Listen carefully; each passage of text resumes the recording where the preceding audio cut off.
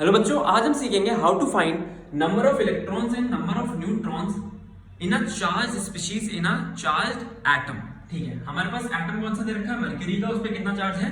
+2 का। ये जो 201 लिखा है बेटा, ये है मास नंबर किसका? मरकरी का। इसे हम रिप्रेजेंट करते हैं A से। और जो 80 लिखा है ये है एटॉमिक नंबर मरकरी का, इसे हम रिप्रेजेंट करते हैं Z से। और हमें फाइंड करना है नंबर ऑफ इलेक्ट्रॉन्स। बेटा आप जानते हैं कि एटॉमिक नंबर किसके इक्वल होता है?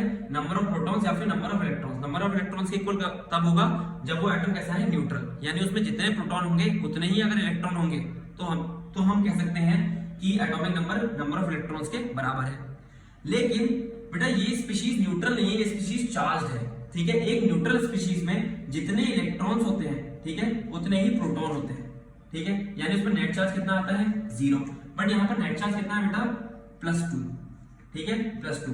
किसी भी एटम पे प्लस का चार्ज तब आता है जब वो इलेक्ट्रॉन्स को लूज करता है, यानी उसके पास इलेक्ट्रॉन्स की कमी हो जाती है। ठीक है बेटा, हमारे पास नंबर ऑफ प्रोटॉन्स कितने होंगे? नंबर ऑफ प्रोटॉन्स होंगे हमारे पास 80।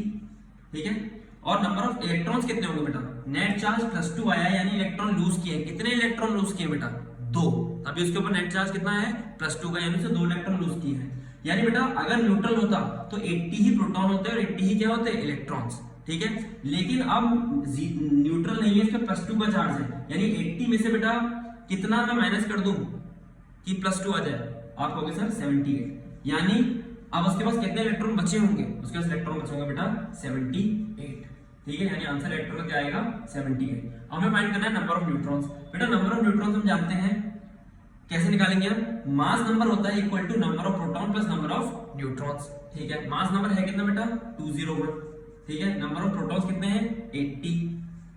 ठीक है, प्लस नंबर ऑफ न्यूट्रॉन्स निकालने हैं बेटा। 201 माइनस 80 कितना आएगा? 121। यानी नंबर ऑफ न्यूट्रॉन्स कितने होंगे? 121। अब आपका होमवर्क क्या है? आपको मुझे बताना है, ये स्पीशीज है ब्रोमीन नेगेटिव, इसका मास नंबर है 80 और इसका एटॉमिक नंबर है 35। ठीक है, 35। आपको बताना है इसमें नंबर ऑफ इलेक्ट्रॉन्स और नंबर ऑफ न्यूट्रॉन्स कितने होंगे in the comment section. Alright.